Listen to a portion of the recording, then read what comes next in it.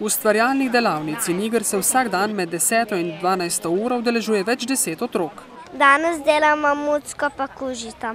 Tako je to luštno tukaj in da bi ter še hodila. Delamo iz papirja, kakšne mucke ali pa iz kartona, kakšne kmetije, pa iz kakšnih naravnih materialov. Prihajam 4 leta, pa zabavno je. Ja, zelo je zabavno, družimo se pač tudi s prijatelji, pa zelo zanimive stvari delamo. Ja, bom tudi prostovoljka pa kasneje, ko bom malo starejša.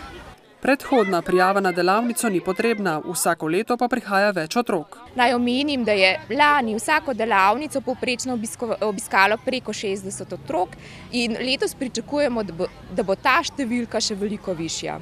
Na delavnicah sodeluje 10 sodelavcev društva in 10 prostovoljcev, eden celo iz Srbije.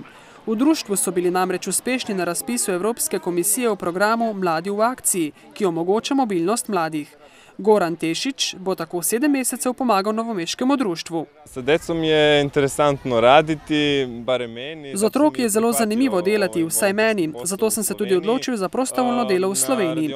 Na delavnicah imamo vsak dan drugo temo. V bistvu je zelo lep občutek, da lahko nekomu pomagaš in predvsem pač razvijaš tudi pač socialni čut, tudi druženje z ostalimi prostovoljci. Z izvedbo delavnic v starem delu mesta se v društvu pridružujejo prizadevanjem za oživitev starega mestnega jedra.